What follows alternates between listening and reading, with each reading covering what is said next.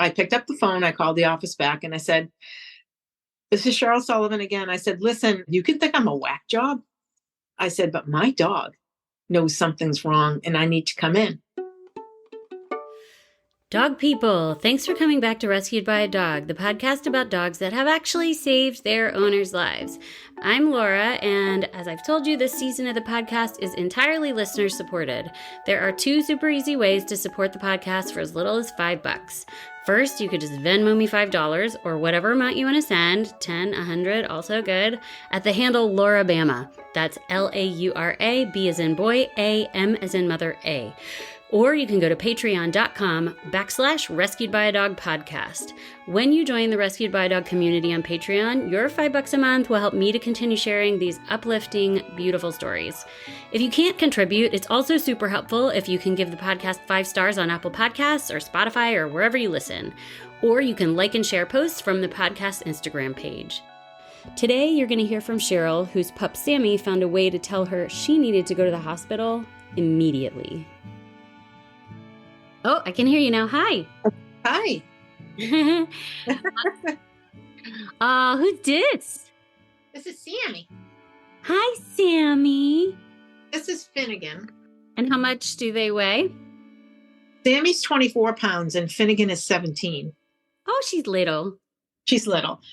She was hit by a car. She was a rescue from Arkansas. She had a broken leg and she was on the youth list, and she was rescued by a woman in Arkansas named Sharon Hammond from Pine Bluff Animal Control or Pine Bluff Shelter. And she was just about to be euthanized, and Sharon went and got her and took her home and rehabilitated her. She runs she has no tail. I have no idea what happened to her tail, but she runs like a gazelle. She's so cute.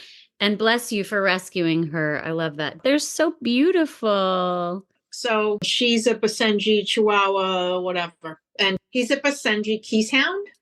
Hi, cutie. Are you a good boy?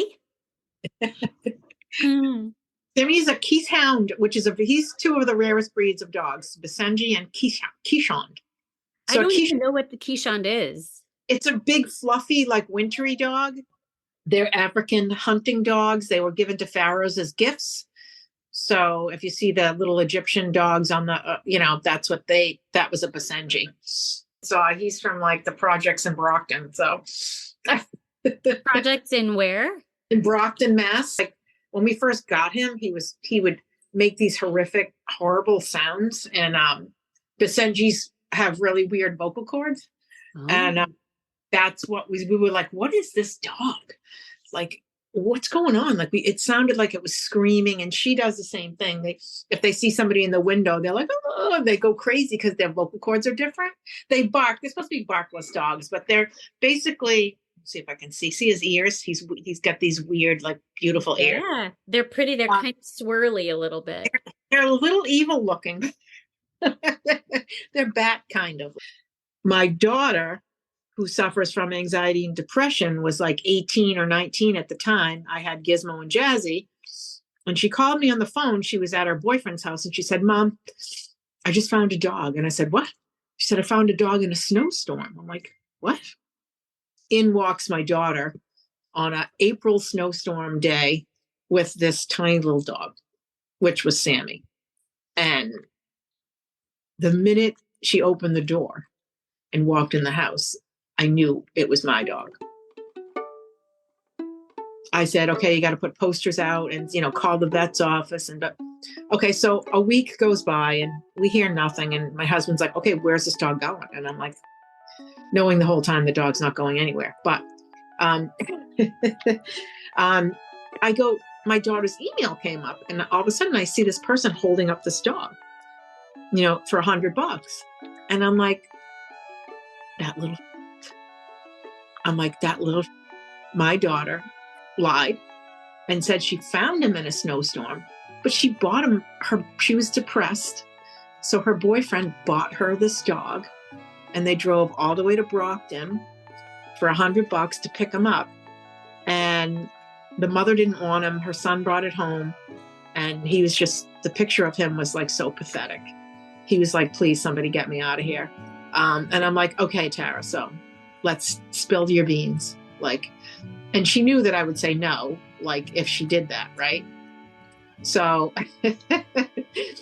he was so tiny and he had this curly little tail with a white tip and these, and I was like, oh my God, that's my dream dog. But Sammy's a very sweet, loving soul. Very sweet. I always say he's a person in a dog's body. The way he looks at you, he knows what you're thinking. You know what he's thinking. He was about 12 weeks old when we got him. So basically he was just born and somebody had given this like 13-year-old kid a dog and said, take it home to your mother. And, he took it home and the mother was like, absolutely not. And just posted it for $100. What was happening in your life when you met him? So I had the 2 older dogs. I had one dog that was very sick, but Jazzy got really thick and died. And then 4 months later, Gizmo died. Then Sammy was lonely. And of course I had to get Finn. She fit right in perfectly. She's the sweetest, most submissive dog I've ever had in my life. So 3 years ago, I fell down my stairs. I slipped on a sock on the runner, and I had a trimallear fracture of my right ankle. So basically, my right ankle was hanging off of my leg, and I had to hold. Yeah. It didn't break the skin. It was just about to the bone, but the bone broke off on both sides, and I was literally holding my ankle onto my leg. Were your dogs there? Yes. What were they doing? They were barking and running around, and they knew that I was hurt. I didn't feel anything.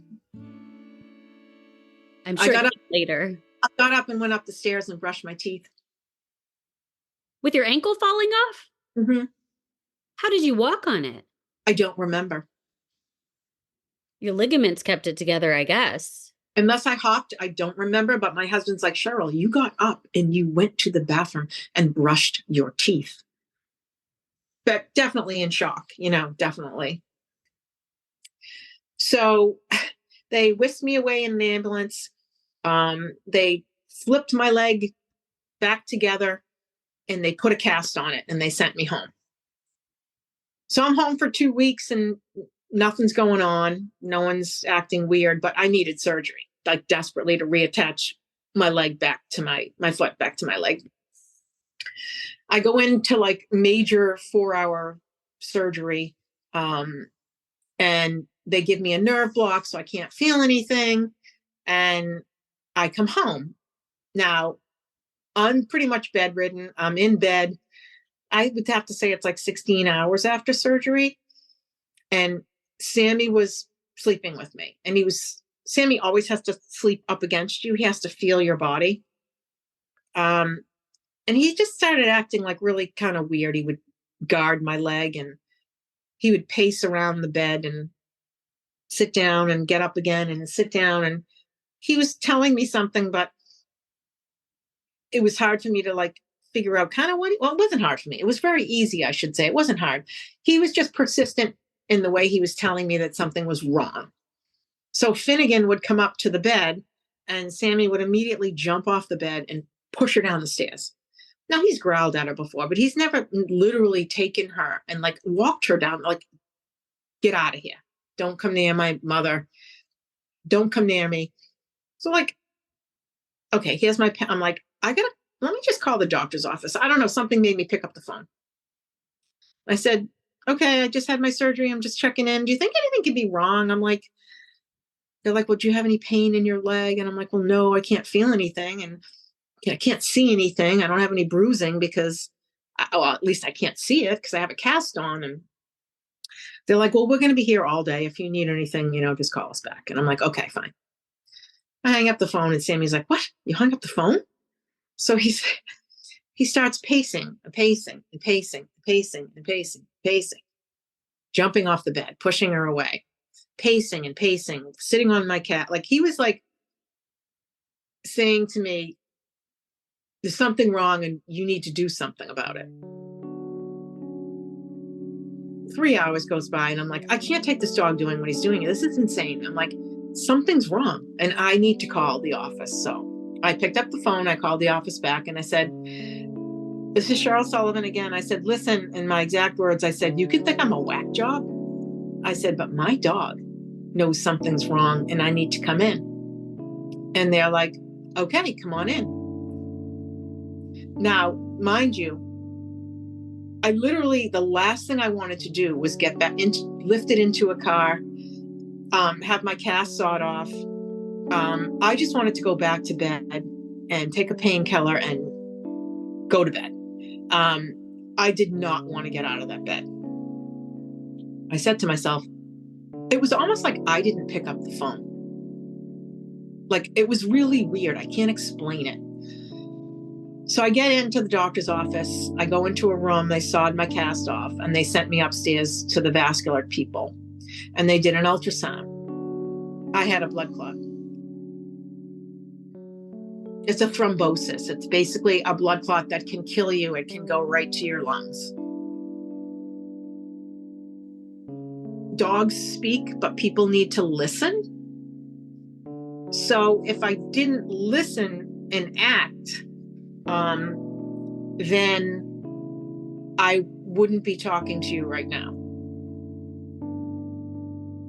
How do you think he sensed it? Because, like, we know dogs can smell infection and stuff, but that's different from a blood clot. Right. And I was honestly, I had 2 surgeries after this surgery, and he never acted like this with the other surgeries. So at first I was thinking maybe he smelled blood, but he knew. And I think, I mean, how do dogs know? They know from their nose, their scent. There must have been a smell change somehow, like cortisol, who knows? Right. And when I called the hospital back the whole time, every time they called, I called back like, oh, you're the lady with the dog. And I'm like, yeah, but thank you to my doctor for listening to me. The doctor could have said to me, no, I'm sorry, I don't have time for That's this. crazy. He could have said it's crazy. Right. He could have said, if you don't have any scent, you can just stay home, you're fine.